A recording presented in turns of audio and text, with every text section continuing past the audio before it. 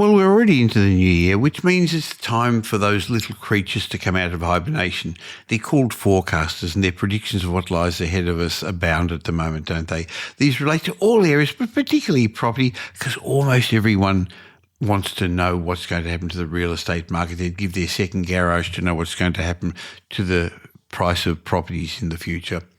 However, if you look at the track record of most commentators, most forecasters, not just last year, but the year before that and the year before that, you'll see they've got a terrible track record. So should you really believe what you're hearing in the media today? And why do we even want to pay attention to forecasts? That's what I discussed today with Brett Warren, National Director of Metropole Property Strategists. And despite the bad track record of forecasts, I do want to make 10 forecasts for the next decade. And I'm also going to share some things that will remain the same and some things that are going to change. So welcome to today's podcast.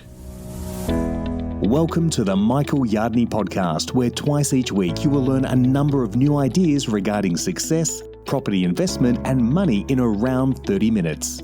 Our show is brought to you by Metropole, who specialise in helping you grow, protect and pass on your wealth through strategic property and wealth advice. Now here's your host, Michael Yardney, Australia's authority in wealth creation through property, who has been voted one of Australia's top 50 most influential thought leaders. Like every other year, the commencement of this New Year's ushered a flurry of property market forecasts. Look like clockwork, media outlets are abuzz with projections from economists and market commentators. They're all eager to share their predictions about the trajectory of our property prices, what's going to happen to rents, what's going to happen to the broader economic landscape. So to discuss these and see if we should even pay attention to them, I'm joined today by Brett Warren, National Director of Metropole. Hi, Brett. Hi, Michael. Good to be with you. And look, absolutely, I think our clients are much the same, seeking an understanding of what's happening in the future. And I know I've been contacted by a few people, and obviously you get contacted on a regular basis as well. Sure. Well, look, before we actually look at some forecasts, because today I'd actually like to look at some things that I think are going to change over the next decade. Much easier to make 10-year forecasts than 2-month forecasts or 1-year forecasts. And I think there's also some things that are going to remain the same. Let's look for a moment why we're drawn to forecasts. Do they even hold water? I think part of it really is our quest for certainty. It's human nature wanting predictability in an unpredictable world. We're all like that, aren't we, Brett? Yeah, look, we certainly are. And obviously psychologists have long understood that. And we're wired to really understand and prefer certainty over ambiguity and I guess a bit of uncertainty. And if we're confronted with an uncertain future, we naturally want that certainty. We want assurances. We want a grip on the steering wheel, Michael. And even we know deep down that might be nothing more than an illusion.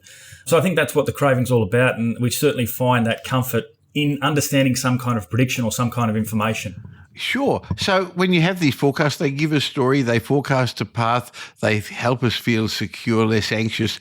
But when you actually look how wrong all those forecasts were, we shouldn't really place any store in them. Somehow it doesn't matter how accurate they are, though.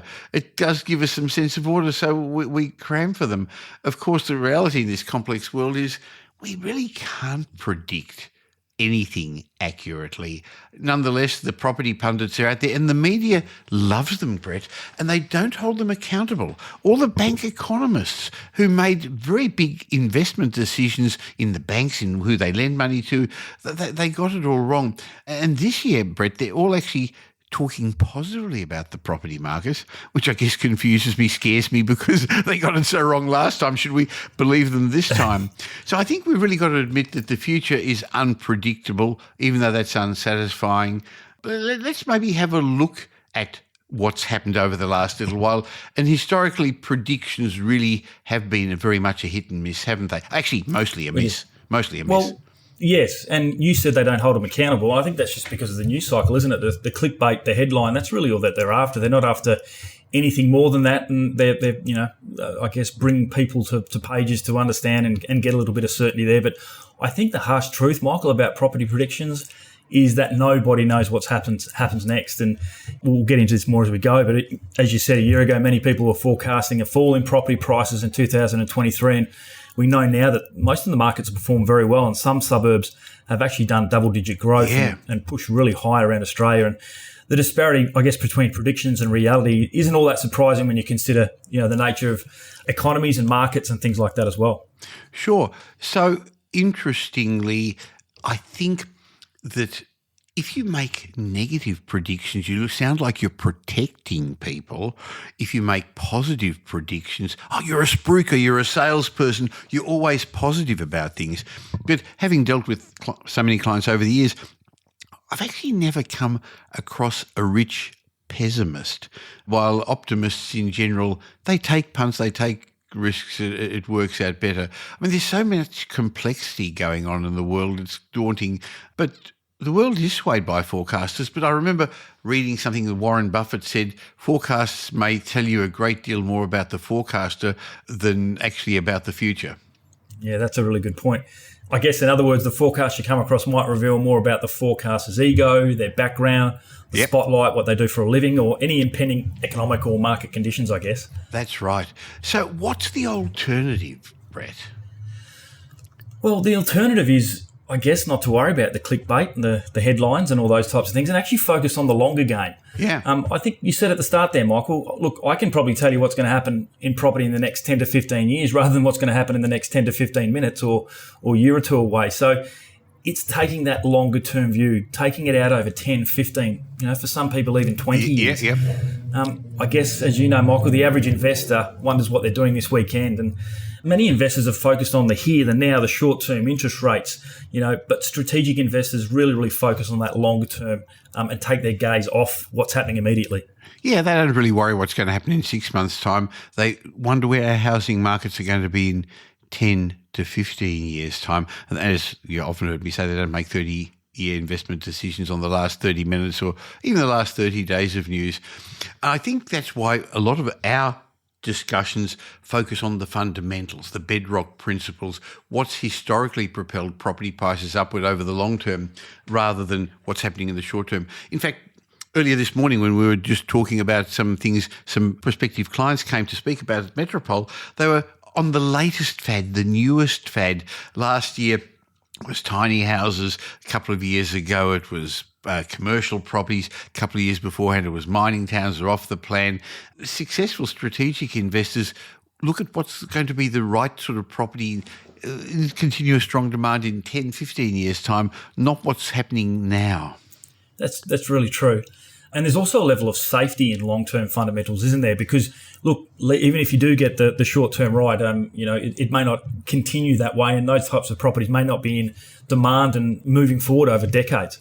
Well, I guess that's why we've advocated and implemented evidence-based property strategies for our clients, something that's proven effective over time. It's disciplined, it's a long-term perspective, and we always start by building a strategic plan because planning is bringing the future into the present to do something about it now. But before we get on to some of the forecasts for the next decade, Brett, I think it's really important to understand the difference between forecasts and expectations. Yeah, look, I really like the way you explain the difference between, forecasts and expectations. And you talk a little bit about that fact that you don't forecast, but you have expectations. I really enjoyed that conversation. Well, really, there's a difference in the way I act, I behave, I invest, because I expect there's going to be another recession sometime in the next decade. But I don't know when that's going to happen, Brett. I expect some of my investments won't do as well as I would have liked them to, but I don't know which ones they'll be. I expect the property market's going to boom for a while longer, and then it's going to flatten out and prices are going to drop again, like it has always. But I don't know when the current upturn phase of the cycle is going to end. And I expect interest rates are going to remain high for a little bit longer, and then they're going to start falling, probably in the last quarter of this year, but I don't really know when. And I expect there's going to be another world financial crisis, but I've got no idea when.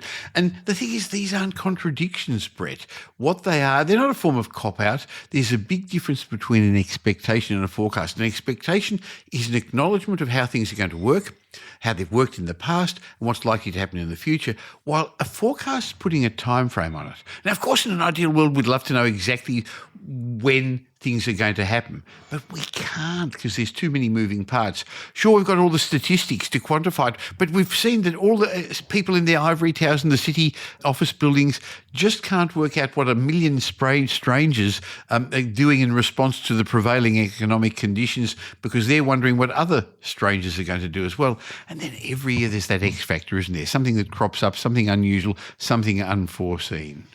Michael, do you get a lot of this from understanding property cycles and being in property cycles for many, many, many years? Because the average person hasn't been through these cycles. It's new to them. They're looking for a certainty and a quick dollar, and they haven't got that perspective, have they? I think that's a really good point. That's true, Brett. The other thing is that by having experienced this before, there is some certainty in the chaos that other people see. And I know that every year, all the plans we make, they get messed up by things that you would least expect. Interestingly, we run a business where we help our clients safely grow their wealth through strategic wealth and property advice. And this year has started with more people inquiring than ever. These are people we saw last year, in the middle of last year, at the end of last year. I wouldn't have predicted, if you asked me just before Christmas when you and I went away on holidays, that January would have been a really amazing month where people were getting into the property market. So that was an unexpected factor. Why? I guess they're seeing what we're seeing, that at the moment there's a window of opportunity when interest rates are still high, inflation's still a bit higher than we'd like it, but they see that we're over the worst of things and the best is yet to come, despite all the problems overseas or despite all the local problems as well. So sometimes the X factor crops up on the positive side, because when all these buyers get in the market and the news keeps reporting that auction clearance rates remain high and new record prices are set and rents keep going up, more people are going to come into the market. So sometimes these surprises are on the positive side and sometimes they're on the negative side, like COVID, like the world issues overseas. So what should the average investor do? Well, I found the most practical approach is to have these expectations of what could happen without specific forecasts. That's because when you expect something to happen at some stage in the future, you're not surprised when it happens. Expecting the worst while preparing for the best forces you to invest with room for error and psychologically prepares you for the inevitable disappointments. Brett, we always set up our clients with finance buffers for a rainy day. Now, I didn't expect COVID, but I had financial buffers and I had my mortgages covered by having sufficient buffers. And a couple of years ago when COVID came and I thought the market would go down and I wondered whether our business would not be able to help as many clients, I thought, okay, the buffer's there to protect me.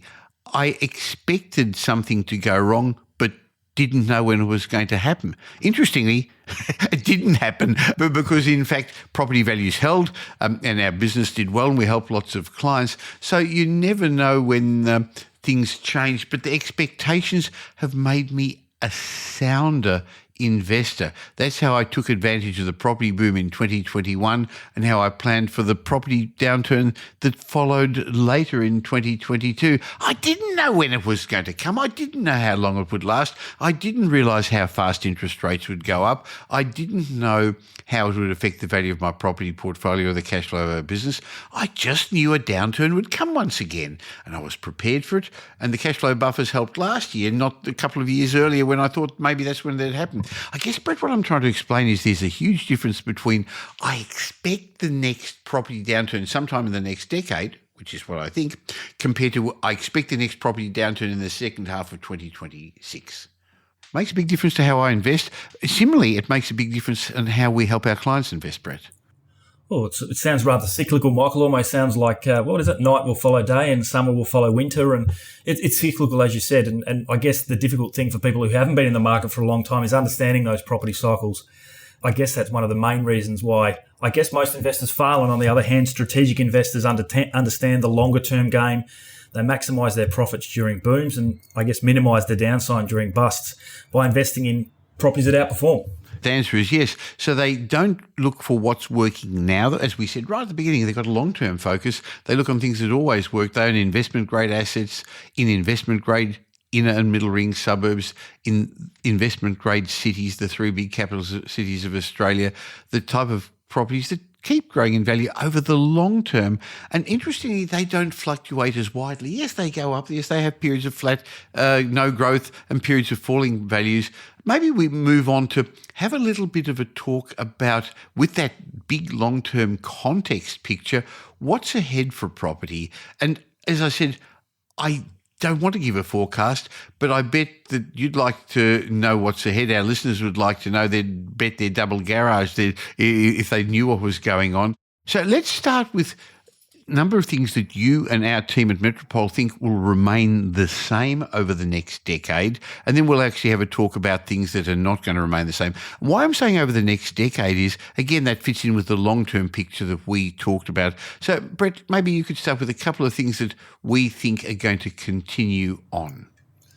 Well, look, I think the most obvious one is that Australia's going to keep growing. Populations skyrocket again, back to the boom rates of the mid-50s, and I guess increasing about 2.4% in the 12 months to June with the latest figures released, and a record 500,000 plus, I guess, foreign students, workers and permanent settlers came to these shores with net overseas migration.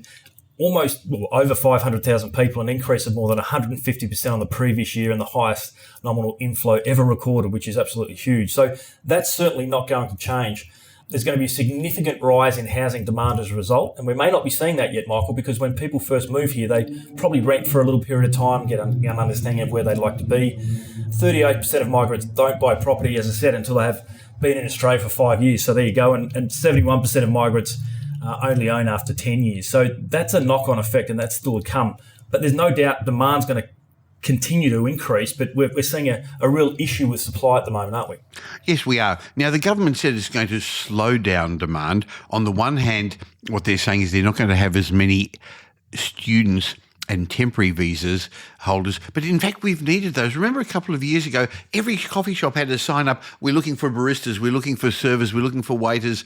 Also, one of the big drivers of our economy, Brett, is our education system. So on the one hand, the government is sort of saying the right things because election years are coming up. But on the other hand, they are going to keep bringing people in. The permanent migrant numbers are not cutting down. So it means that competition for rent's going to continue. We're just not producing enough properties, and rents are going to continue to rise at this, well, maybe not as fast. Property values are going to be underpinned by that. I can't see that changing in the short term. Yeah, absolutely. What's the next prediction for the next decade, mate? Well, it's not great news, Michael, but I think we're definitely going to get more congestion on our roads, and Sydney and Melbourne people will probably cringe and be used to that. But I think there's a rude awakening coming for a lot of Brisbane people as well, because they've probably been a bit more blessed, but I think there's a bit more time in traffic and on the road. So I guess most overseas cities the livable parts are quite close to the CBD, and they've got populations of many millions. So the infrastructure and public transport needs to actually be able to accommodate that. The lifestyle precincts, we've often talked about 20-minute neighbourhoods. It's probably going to be more like a 5-minute neighbourhood as we move along. And I guess our growth has not kept up with that pace, and our rising population means roads are definitely going to become more clogged. And I don't think governments have got the foresight or the money necessary to upgrade our infrastructure. I think they've got the foresight, but they haven't got the money. So there are tunnels being built. Brisbane actually was way ahead of the game a couple of decades ago, wasn't it? But now you've caught up, and there's even those tunnels they built a while ago didn't work. We're building some rail systems here, but not enough. I think the message from that, though, is moving forward, accommodation in proximity to public transport is going to be more sought after and relatively more valuable. We see that overseas where there are big cities. So Pete Wargin tells us that properties near the tubes in London, the underground railway stations, come at a premium. But that makes sense, Brett. Yes, absolutely. I think you always say the rich don't commute, do they? They like to be where the action is, and obviously a short train ride's a really good bonus for those kinds of suburbs. Okay, another prediction for the next decade. Well, I guess rather than a prediction, let's go with expectation, as we've been talking about, is the fact that property prices are probably going to continue to increase, aren't they? Yes, they will. Yes, they will. But not everywhere. Or not everywhere equally. No.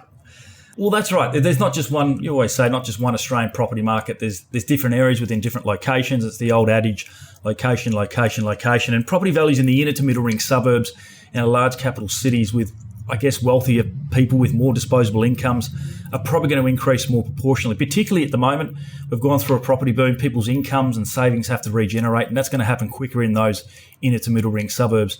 And the poor, unfortunately, are going to be pushed out a little bit further, aren't they, Michael? Well, yeah, that's right. It may not be fair, and different groups are suffering differently by the rising cost of living, but it is what it is, and it's the same in big countries all over the world. So the third expectation then is that property values will increase and continue to rise.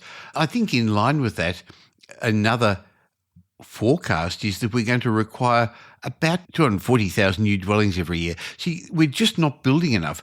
But the government has a business plan to build our population to 40 million people by the middle of this century, I should say. Basically, there's a lot of baby boomers who are going to be retiring over the next couple of years, but they're living longer. They're using the healthcare system. Some are using the pension system because the superannuation wasn't around for a long time. So the government needs to replace the workers, and that comes with your first point that we're going to keep having population growth. And even if we live more densely, we're still going to need more dwellings. We're going to need more townhouses, apartments, houses on smaller lots. So we are going to need to keep building lots of accommodation, but at the moment it's falling short. Yeah. Number 5, we've spoken about cycles already, but nothing new it's very highly unlikely to happen. Nothing new. It's going to be another cycle with periods of good growth, stabilisation, correction. But at the end of the day, if you've got the right area in the right location, the long-term trend is obviously going to be upward, driven by, I guess, owner-occupiers. And the cyclical ups and downs are probably going to be more driven by those investors we spoke about, going for the greed and the fear and things like that as well. Sure. Well, it's greed and fear that drive the cycles up and down, the herd mentality when a whole new group of investors come in. And I see that happening later this year. It happens all the time. It happens every cycle when people find about this, read in the paper that property values have gone up, investors get into the market. And unfortunately, we know many of them make the mistake of buying the wrong properties. It's been shown over and over again that less than half of them continue on owning the property over 5 years. So it's important to not just buy any property, but buy the right property. So the cycle will continue. And I think another thing that's going to continue is Australia's aspiration of home ownership. It's unique in many ways to Australia. It's not the same in Europe where people are happy to live in rented accommodation for all their life.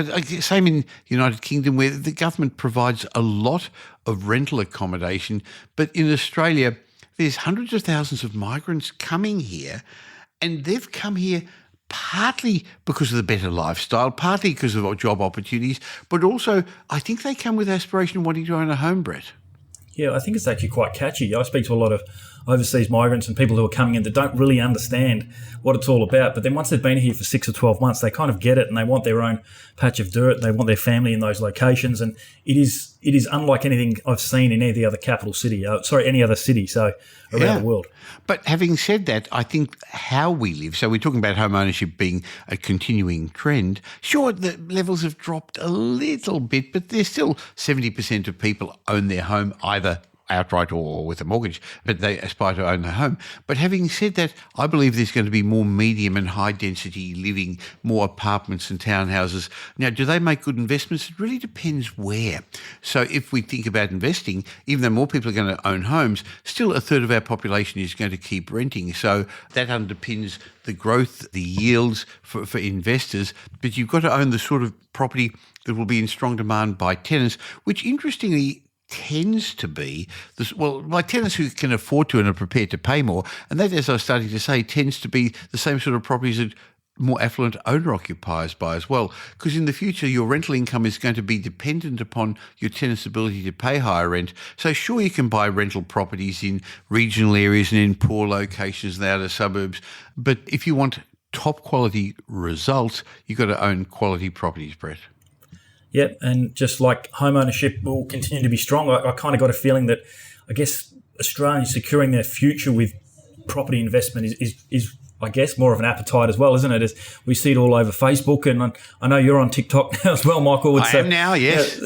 So welcome. It's a really something that's not going to go away, and I think it'll get stronger. We talk a little bit about rent investing and people wanting to, I guess, live where they live and invest where they can, and that's going to continue as well. So certainly more profit investors out there as well.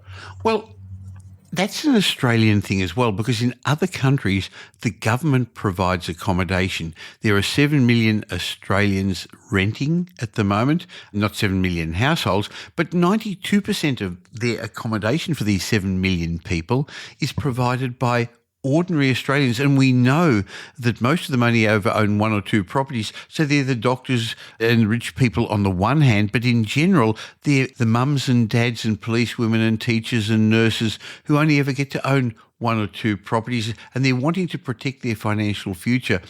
Interestingly, I read that more younger people actually own properties nowadays as well, so they're getting into it. But if we're talking about the forecast, things that are not going to change over the next little while, I think we're going to keep seeing the property pessimists. They're going to be out there telling us not to invest. Now, this is different from the forecasters who are saying, oh, the market's going to go down. There are just some people around who continuously run down property investors. And one of the things I haven't liked seeing over the last couple of years, Brett, is the us and them mentality brought about by a party with a greeny sort of colour, suggesting that investors, rather than providing a service that the government should but isn't, the investors are taking advantage of tenants. And that's really not the case. But these property pessimists are negative Nellies telling us, hey, don't invest, it's not the right thing to do. On the other hand, there's also going to be the property spruikers and the get-rich-quick artists. They're not going to go away either, are they, Brett? No, we see them all the time. And again, they're preying on, I guess, people who are naive and are craving a bit of certainty and maybe, short-term needs. And they've always got that cheese in the trap, Michael. Yes, they do. And one of the other things that's not going to change is that we're living in the best country in the world. And despite the problems overseas, despite artificial intelligence and the scare of what that's going to do. Even though I'm not scared, maybe I'm naive, I think we're probably living in the best time in history. I wouldn't have liked to... I've lived through a longer period than you. I'm actually very comfortable where I am in the time of history. So let's look at 10 things that'll be different. So we looked at 10 things that remain the same, but maybe we can have a chat about what, again, not forecasts, but expectations. What could be different over the next decade? Well, I certainly think interest rates are going to be a lot different, aren't they? I think there's a generation of investors that probably wouldn't have known what the meaning of inflation was for the last 10 years prior to this, and also with interest rates as well. So that's certainly going to change. And that came to an end in 2022 when the RBA started to raise those interest rates to slow down the inflation. And while rates will likely start falling later this year, they won't go back to low rates we've enjoyed. They were wartime or emergency type rates, weren't they, Michael? Oh, they were. So I agree with you that we're going to have a decade of higher, not high, but back to normal. Interest rates, home loan rates, averaged 6% over the last couple of decades. Brett, when I first started investing, I was happy if my home loan was less than 10%. In fact, investors and owner-occupiers paid much the same rate. Now, at that time, inflation was high and yields were much higher too. You get 7, 8, 9% yields on residential property. So I don't think they're going to get as high as that, but I agree with you that we're going to have to factor in periods of high interest rates. What other things are going to be different over the next decade? Well, we touched on it there before. I think rents are obviously going to grow fairly strongly, aren't they? We had a period when rents really didn't keep up with inflation, so that can't remain that way. No, it can't. And the government's obviously announced plans to fix the broken migration system and to bring migration back to sustainable, normal levels, which is all well and good. But there's already, a severe undersupply, isn't there? And we've had a deficit of housing, which will not be fixed anytime soon. And I can't see that changing probably over the next 2 or 3 years, which means vacancy rates are going to remain low and rents are going to keep rising for the next few years. I agree with that. The problem is supply is so scarce and many property investors have retreated from the market. Now, some of them are going to regret it. Some had to because they couldn't do anything different over the last couple of years because they didn't get their finances right. And I think that's one of the things that when we put a strategic plan together for clients at Metropole, we make sure that they not only buy property, but buy time to ride the ups and downs of the cycle. That's part of the plan as well. But other investors sold off secondary properties. Having said that, there's just not as many investors providing rental accommodation. And yeah, there's going to be build to rent, and they're not going to be cheap, affordable accommodation. And I'm not sure people want big corporate landlords. So really what we're saying is that the supply and demand ratio is going to ensure that we're going to have a decade of stronger rental growth rather than the last decade, which was suboptimal, sub-inflationary rental growth. What other suggestions do you think? What else is going to change in the next decade? Yeah, look, definitely I think there's going to be lower levels of home ownership. It's obviously getting harder to save a deposit, and the higher cost of living will mean there's going to be lower levels of home ownership for those typical first-time buyer groups, and possibly even falling levels as people move into their 30s, 40s and potentially even 50s. And I guess 30% of Australian households were renting 5 years ago. I wouldn't be surprised to find that 2 out of 5, and that'll come back a bit, could opt to rent by the end of the coming decade. I think that's obviously pretty self-explanatory, isn't it? Yes, it is. So despite the aspiration for home ownership, it does get harder, and that doesn't necessarily sit well for people who haven't got a home at the moment, and they're hoping that property values are going to fall. I actually had somebody make a comment on one of my YouTube videos a couple of days ago saying he's really hoping property values are going to remain stable for the next 20 years so he can get into the property market. And my thought was, no, that's not what he's really hoping for at all. He's hoping they're going to remain stable until he can get into the market, and then he's not going to want them to remain stable at all. He's going to want them to keep going up in value. But unfortunately, I agree with you that the level of home ownership is going to fall. But interestingly, the bank of mum and dad is to a degree going to come to help that out, as baby boomers are going to be passing on huge amount of intergenerational wealth. But we also know that some are already doing it in advance. They're actually not waiting till they die to pass on money and helping their kids and their grandkids. Yeah. The next thing is, Michael, I guess household size is increasing. We've seen that. Yeah. I guess more multi-generational clans are going to live together. A lot of that, interestingly, I guess, is related to affordability, but also the very many migrants that are coming to Australia are used to living that way anyway. So it's a combination of, hey, look, when I came to Australia, we had 3 generations, my grandparents, my parents and me, living in the same home as well. So I agree with you. Part of the thinking behind this then is what sort of property is going to remain in continuous strong demand for a wide range of people in the future as you think about what sort of investments you should be buying. Yeah, and then at the other end of the scale, and the other extreme, I guess, is there's going to be an increase in people living as a couple or alone. Yeah. Most of us are living longer and I guess living alone, especially women over 60 years. And I guess sadly, most will have probably limited financial means as well. Yes, again, a lot of younger people have got money in their super from when they first started working, but a lot of the older generations, compulsory superannuation didn't come in while they were working for much of their working life, so they don't have much. And there was a while ago there was ads on TV about this person in their super fund and this one's in the industry fund, look how much they've got. But they all still only ended up with a couple of $100,000, which isn't going to see you through the 20, 30 years of your golden years after finishing working. I think one of the other big changes we're going to get over the next decade is increased urbanisation. We're going to live more in big cities and higher density living, Brett. Well, I think there's clues in that overseas. A lot of the bigger capitals overseas are experiencing that. Sydney's obviously on that path, and so is Melbourne, and I guess Brisbane will be eventually as well. As the population. Brett, you live in Brisbane, so you don't see how different it is because it's happening slowly. But from when I first started coming to Brisbane, look at Fortitude Valley, look at all those big apartments all around. Now, they haven't performed as well because Brisbane people haven't been as used to it, but townhouses that we've been buying for clients in Brisbane, they've gone gangbusters, haven't they? Yeah, they've done exceptionally well because it gets back to those fundamentals and what people want to live in. And all of a sudden, if the prices rise 50% and they can't afford to buy a house, they don't want to keep moving further and further out. They want the lifestyle, they want the networks, they want the public transport and infrastructure that we were talking about before. So that's critically important. And I guess the other thing as well, Michael, we know that probably 30 to 40% of our jobs are going to disappear in the next decade, and there's probably going to be a casualisation more of the workforce. Many local jobs are going to either disappear offshore, which we're seeing a little bit at the moment, and then there's artificial intelligence that's popping its head up, isn't there? Sure. Now, I don't think we're suggesting mass unemployment. Instead, it's going to lead to redeployment as a range of new occupations we haven't even thought of are going to come to light. So I'm actually quite excited and having fun playing with artificial intelligence. I know. Are there risks with it? Yes. Is the government going to regulate it properly? Almost certainly not.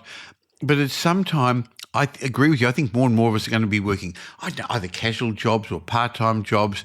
And more oldies are going to be working as well because maybe they can't afford to completely retire. So as they do that, they're going to be working more part-time.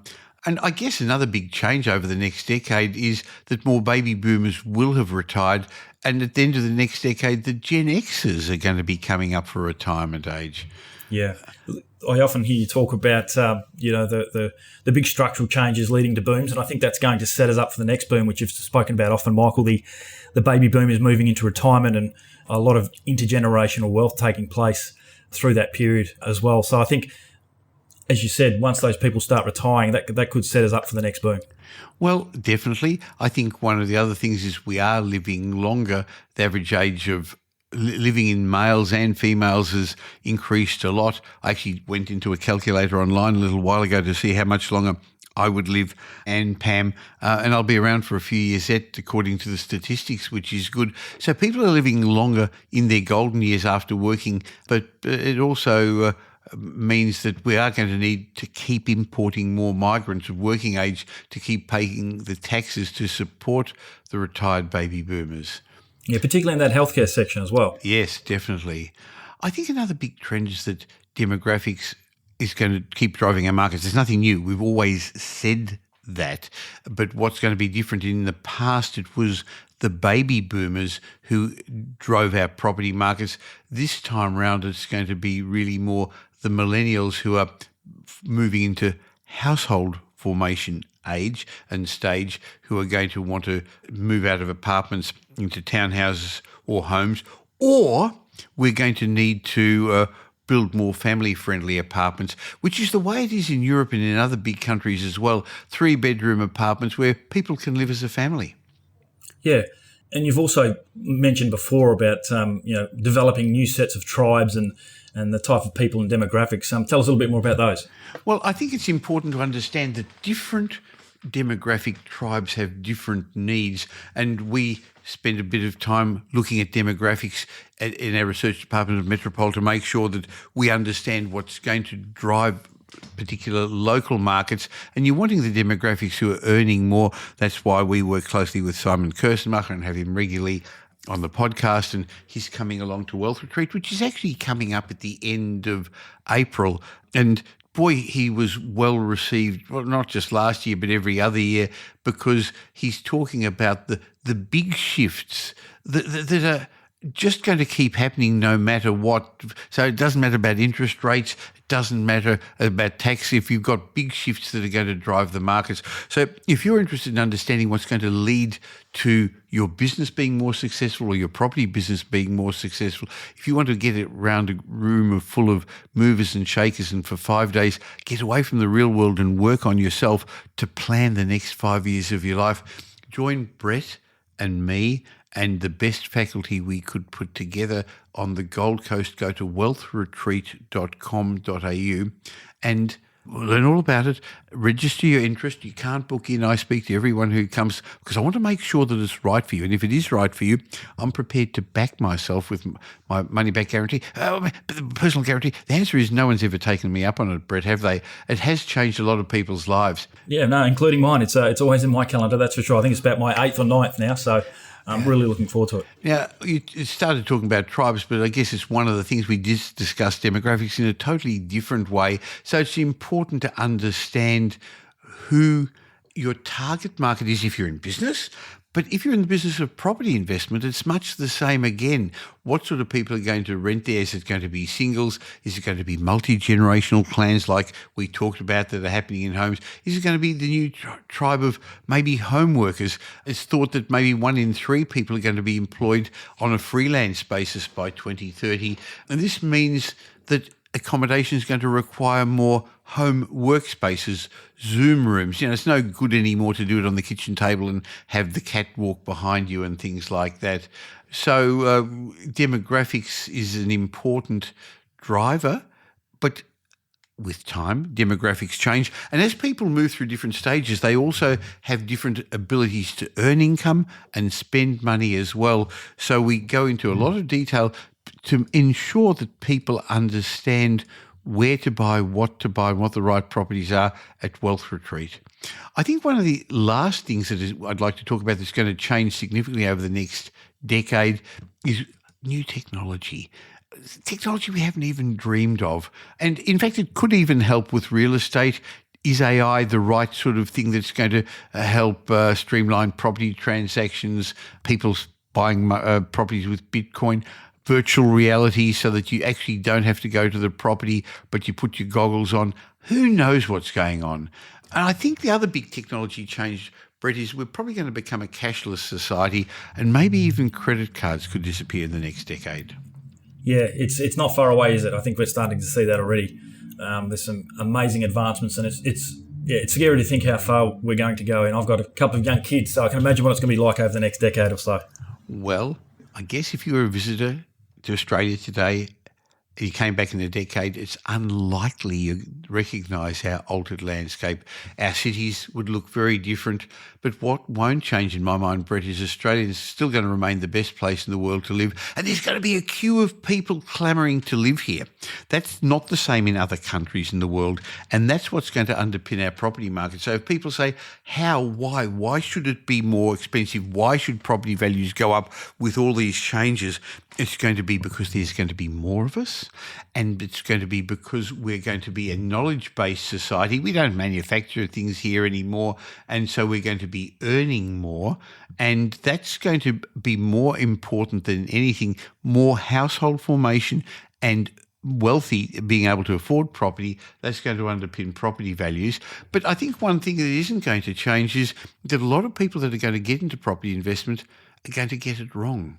So there are going to be people who don't know who to listen to, whose advice they should be getting, because there's just so many marketing messages, and social media makes it really easy to look like you know what you're doing when, in fact, that's not necessarily the case. So, Brett, I know you lead the team at Metropole giving strategic wealth advice. We always start with a plan to, I guess, bring your future into the present and do something about it now. So there's no right or wrong property. There's no right or wrong location to invest in. We're all playing different games. So rather than telling you should invest in the capital city, or you should invest here, or you should not invest in an apartment, or you should invest in this, what we do is actually work out where you are, where you want to be, what your risk profile is, what you currently have. Is it going to get you to where you want to go? And then we help you safely get to where you want to go by building a strategic plan and then helping you implement it. And Brett, if people are interested in having a chat with you, would you be keen to speak with them? Absolutely, yeah. Let's focus on the longer term, and it's a positive story, Michael. As you said before, the horizon's looking very bright, so let's take advantage of that. Well, go to metropole.com.au and have a chat with our team and have an initial wealth discovery chat. See what your options are, understand what you can do, because as we said a bit earlier on, there currently is a window of opportunity.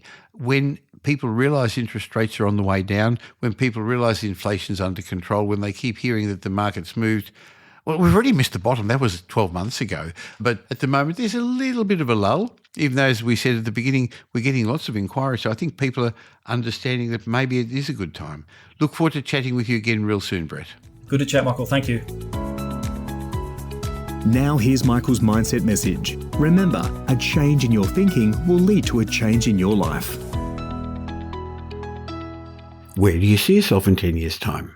That's the topic of my mindset message today. And that's a good question to ask yourself at the start of a new year, isn't it? Where are you going? Because you know what? 10 years from now, you're surely going to arrive. But the question is, where? And we don't want to kid ourselves about that. We don't want to kid ourselves about the road we're walking. I learned a lesson from one of my mentors that I quote often in this podcast, Jim Rohn, who said that at the age of 25, shortly after meeting his mentor, Earl Shoaff, that was the name of his mentor, he had a day called Don't Kid Myself Anymore Day. He said, I didn't want to be disillusioned anymore. He said, I finally decided that crossed finger theory wasn't the way to get me what I wanted. It wasn't where the treasure lies. Jim Rohn said I was going to have to make sure which way I was headed. And then he went on to say, then, with the help of his mentor, Mr. Shoaff, I found a few reading disciplines, a few disciplines of the mind, and a few disciplines of activity that, when exercised, can make all the differences to the world to where you'll arrive. But it took a few changes. And similarly, if you're going to want to arrive in a different spot in 10 years' time, you're going to have to change how you think, what you do, what you read, who you listen to, who your mentors are. Anyway, back to what Jim Rohn said. He said, sometimes we get the idea that we're doing 10% and there's 90% more that we need to do to make a difference to your fortune, but probably the opposite's true. Jim Rohn said we're doing enough of those things to have bought and shared in the good life. And maybe we just need extra 5% or 10% of intellectual activity change, refinement of discipline, refinement of thought. And all we need is the idea to make those simple changes. And suddenly the equity starts gathering in 1 year, 3 years, 5 and 10 years. But now's the time to fix the next 10 years, said Jim Rohn. You have to come to grips with reality. And that's what happened to him when he met his mentor. He said he was 25 years old and his mentor was 44 years old. And he said, my mentor, Mr. Shoaff, brought me a wealth of experience. And he started by asking me the tough questions, big questions. He asked, are you reading the books that are going to take you to where you want to be in the next 5 years of your life? Now, that's a good question, isn't it? What are you reading? Who are you listening to? In those days, there wasn't podcasts, there wasn't YouTube, but there's so many wrong things. There are so many misleading things out there. So the same question you should be asking yourself, what are you reading? What are you taking in to feed your mind to make sure you're in the right spot in 10 years' time? Because to get where you want to be in the next 5 years, 10 years, you're either going to be reading the right books or not. You're going to be listening to the right podcasts or not. You're going to be watching the right YouTube videos or reading the right blogs or not. You're either engaged in the disciplines or you're not. But here's what you don't want to engage in. Disillusion. Hoping without acting. Wishing without doing. So the key message I want to give you today is to ask yourself, where am I? What could I do to make the change to ensure that I could be more certainly stepping day by day to the treasure I want, to the mental treasure, to the personal treasure, to the spiritual treasure, to the financial treasure? You should be saying to yourself, I don't want to make errors anymore. Now's the time to adjust my daily program to take me to where I want to go. So the key is to start right now by making the change to walk along this new road in this new year. Just a few daily disciplines will make a big difference. You only have to change a few things, and before you know it, you'll be walking down a brand new road. I wonder where you're going to be in 10 years' time.